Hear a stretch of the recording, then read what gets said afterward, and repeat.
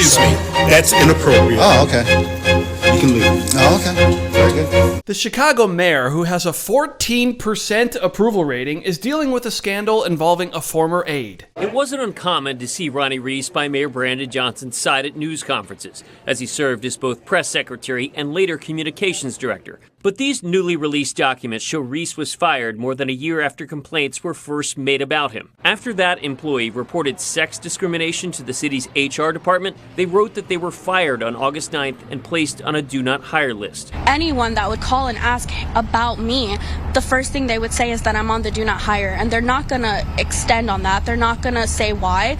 That's the first thing they're going to hear, and then they already made their assumptions about me. A newer complaint filed by another employee references incidents from May of this year. I have personally experienced mistreatment by Reese in the form of sexual harassment, misogyny, and unfair treatment. Among them, the employee alleges that at an after-work event, Reese wrapped his arm around her, pressed his thigh against hers, told her "love you," which she reported made her severely uncomfortable. One of the workers was upset when the mayor's chief of staff, Christina Paseon-Isaias, recommended peace circles as a way to resolve the issue. The city's human resources commissioner testified that a request to put someone on the do not hire list could only come from one of two people in the mayor's office, either the chief of staff or the mayor himself. And yesterday, Mayor Johnson says he didn't know anything about complaints against Reese until these documents came to light. Reporter William J. Kelly, who's been a thorn in the mayor's side, had some questions for the mayor's office. I can try to follow up. Kennedy, quick question. There have been reports, a number of reports, of somebody going to the fifth floor to demand a paternity test. Excuse me, that's inappropriate. Oh, okay. You can leave. Oh, okay. Very good. I didn't know that. I thought that they were city. That's inappropriate. Well, then may I ask you a question? Okay.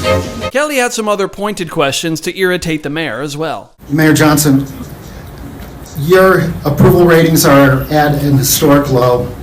The recent 50-0 vote on your property tax, your $300 million property tax increase, suggests that you've lost control of the Chicago City Council.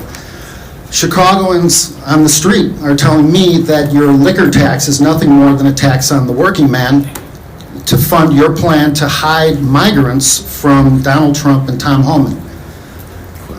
Is there, at what point will you put Chicago first? At what point will you shift to putting Chicagoans ahead of migrants?